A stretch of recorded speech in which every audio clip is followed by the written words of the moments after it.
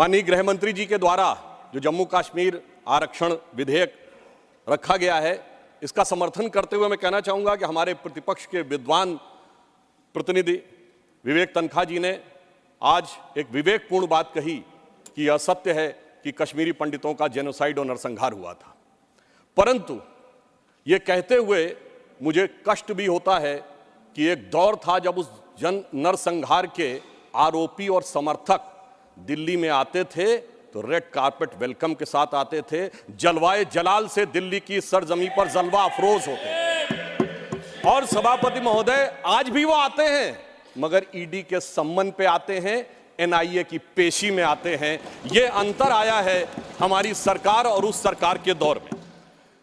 जम्मू कश्मीर के सामने स्वतंत्रता के बाद से अगर मैं कहूं तो एक मिश्रित भावना आती है, क्योंकि हम कहते हैं कि भारत दुनिया का सबसे प्राचीनतम राष्ट्र है, मोस्ट एंशिएंट सिविलाइजेशन है, लिविंग सिविलाइजेशन।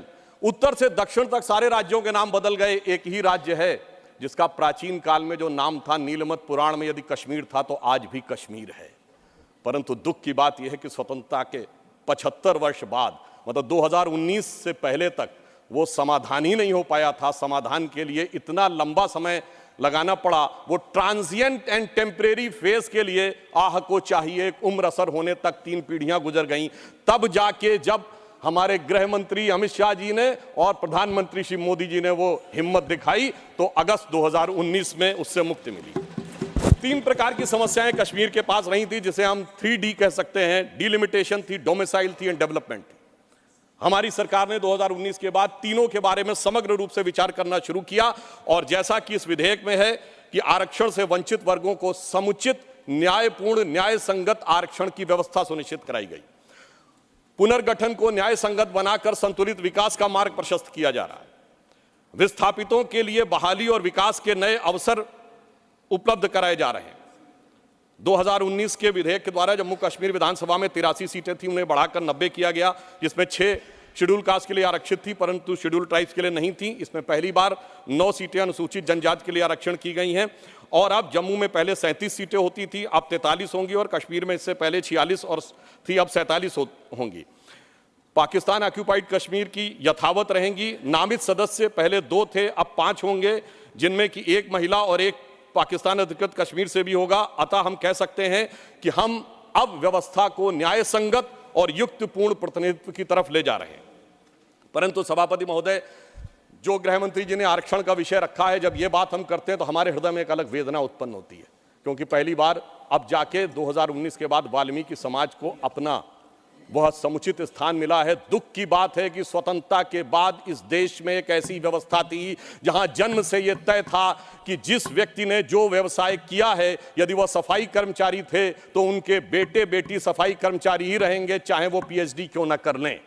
सोचिए, ऐसी अन्यायपूर्ण व्यवस्था स्वतंत्र भारत में चलती रही और उससे मुक्ति का मार्ग अब जाकर प्रशस्त हुआ है। एक वो थे जिन्होंने वाल्मीकि समाज के साथ यह किया। एक हमारी सरकार है कि जब भव्य श्री राम मंदिर बन रहा है तो उस परिसर में महर्षि वाल्मीकि का भी एक मंदिर बन रहा है। यह हमारी सोच और उनकी सोच में यह अंतर है। विकास की नई ऊंचाइयों की तरफ जम्मू कश्मीर आज बढ़ता हुआ नजर आ रहा है। आज 70% आतंकवाद की घटनाओं में कमी आई है। 9 साल पहले सिविलियन जो कैजुअलिटीज थी उनमें 72% की कमी आई है। सुरक्षा बलों में 60% की कमी आई है। 2010 में जो पत्थरबाजी की घटनाएं थीं 2654 होती थीं, अब 2023 में कोई नहीं होती। 2010 में 112 लोग पत्थरबाजी की घटनाओं में नागरिक मारे गए थे, 2023 में एक भी नहीं है। 2010 में 6235 सिक्योरिटी पर्सनल इंजर्ड हुए थे, 2023 में एक भी नहीं है। और 2010 में 132 ऑर्गेनाइज स्ट्राइक हुई थी, 2023 में कोई भी नहीं है। 2010 में 70 घटनाएं हुई थी सीज फायर वायलेशन की, 2023 में 2 हुई हैं।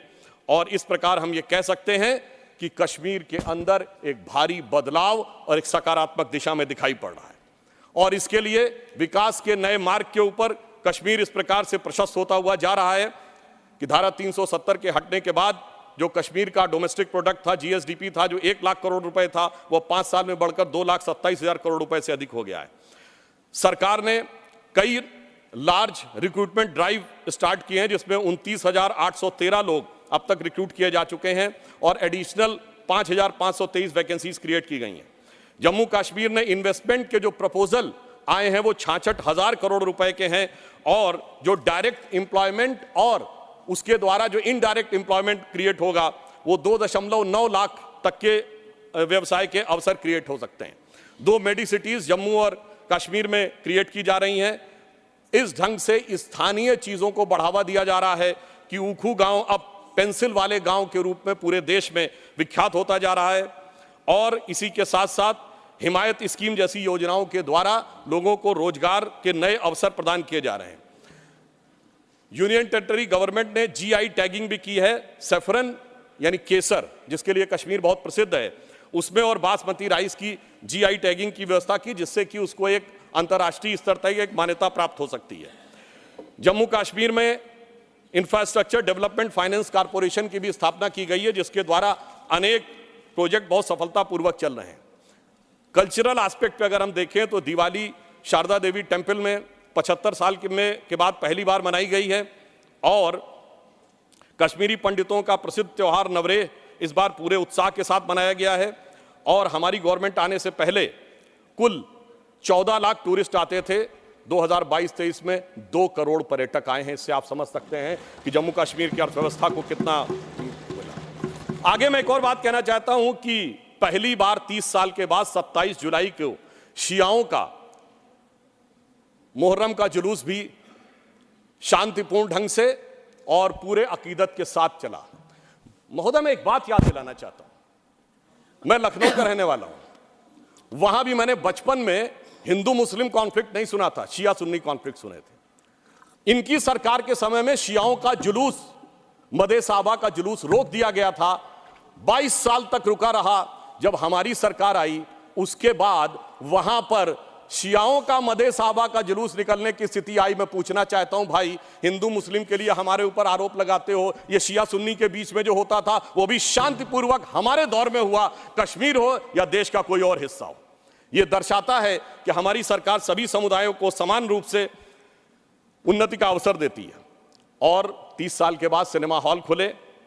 अब मैं एक बात और कहना चाहूंगा, बहुत बताया जाता है कि जम्मू कश्मीर सूफी का बहुत बड़ा सेंटर था। मैं पूछना चाहता हूं कि विगत 30 वर्षों से सूफीज्म के 4 बड़े सिलसिले हैं, नक्शबंदी, सोहरावर्दी, चिश्ती और कादरी। एक का भी कोई मरकज बचा हो तो बता दीजिए। बहुत से लोग विवादित ढांचा गिरने की बात करते हैं, मगर इस हिंदुस्तान में कश्मीर में एक चरारे शरीफ की मजार थी जो सैकड़ों साल पुरानी थी, उसे जला के ध्वस्त कर दिया गया और जलाने वाला कश्मीर भाग गया। उसके बारे में कोई नहीं बोलता। सेकुलरिज्म का सूरमा उत्तर से दक्षिण तक चुप बने रहते हैं। हमारे दिल में उसके लिए भी दर्द है। और मैं ये भी याद दिलाना चाहता हूं कि मुस्लिम समाज के लिए सबसे मुकद्दस मस्जिद हजरत बल पे नवंबर 1993 में आतंकवादियों ने कब्जा कर लिया था। ये वो भी दौर था, मगर इसके बावजूद किसी को उस दौर में खराबी नजर नहीं आती थी। आज जब सब कुछ शांतिपूर्ण और सही ढंग से चल रहा है तब यह समस्याएं नजर आती हैं। सेंट्रल गवर्नमेंट ने बहुत सारे इंफ्रास्ट्रक्चर प्रोजेक्ट्स अप्रूव किए हैं, सेंट्रल यूनिवर्सिटीज बनाई हैं। लद्दाख में सेंटर फॉर बुद्धिस्ट स्टडीज भी बनाया गया है और इसके अलावा IITs, IIMs और 2 एम्स बनाए गए हैं।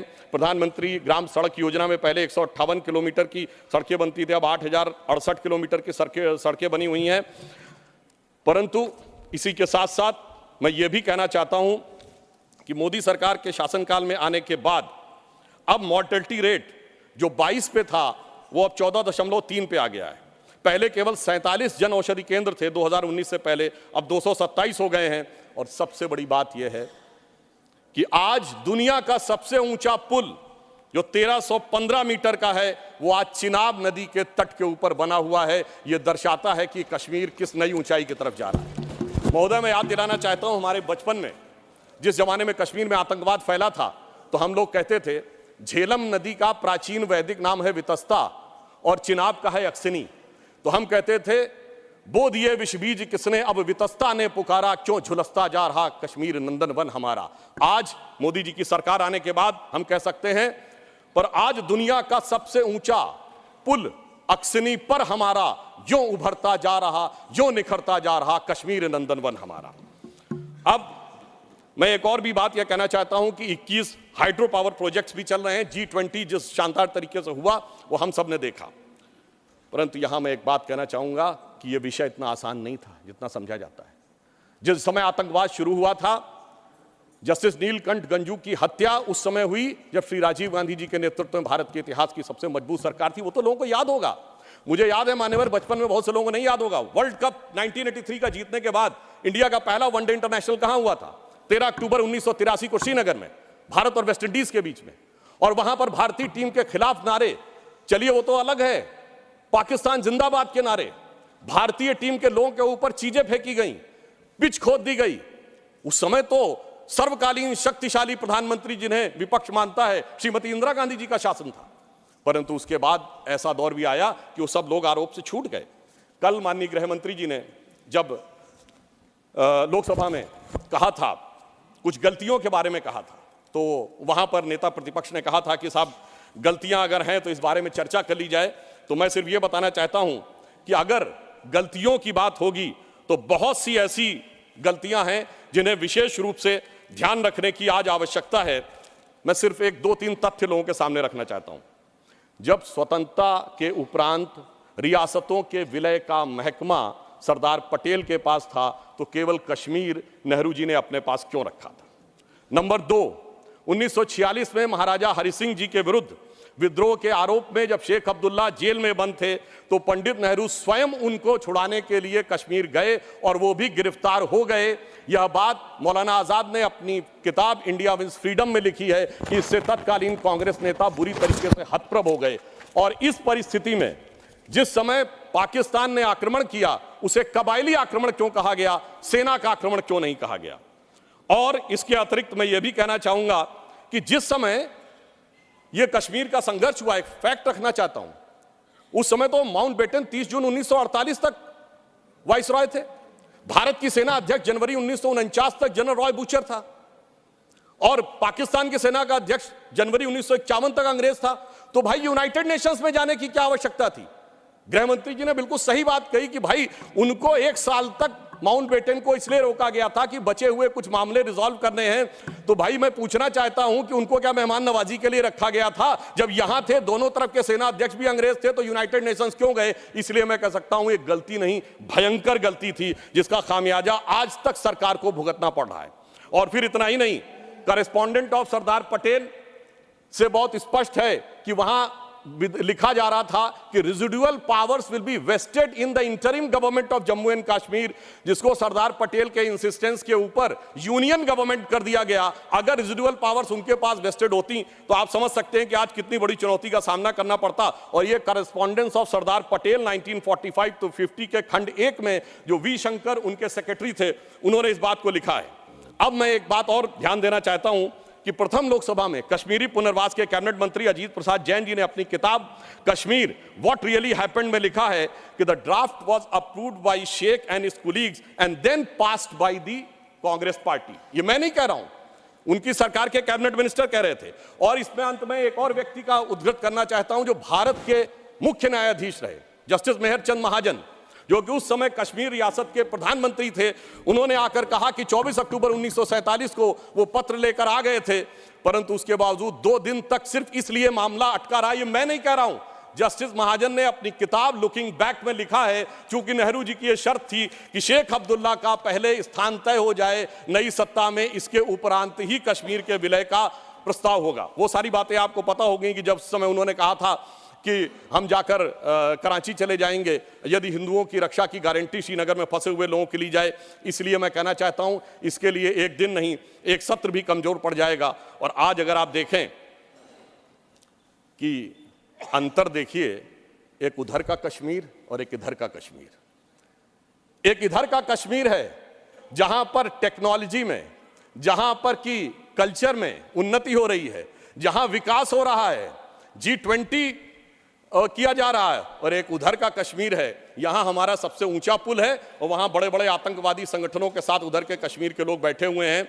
इसलिए मैं ये भी कहना चाहता हूं कि इन 75 वर्षों के बाद जो कुछ भी बदलाव आया है वो इस सीमा तक आया है कि मैं सिर्फ ये कहना चाहूंगा कि जो मोदी जी ने हिम्मत दिखाई उसकी वजह से आज ये बदलाव आया। जिसे एक पंक्ति में कहना चाहूंगा कि दर्द की रात गई, गम के जमाने भी गए, और मोदी जी की हिम्मत से कई दाग पुराने भी गए।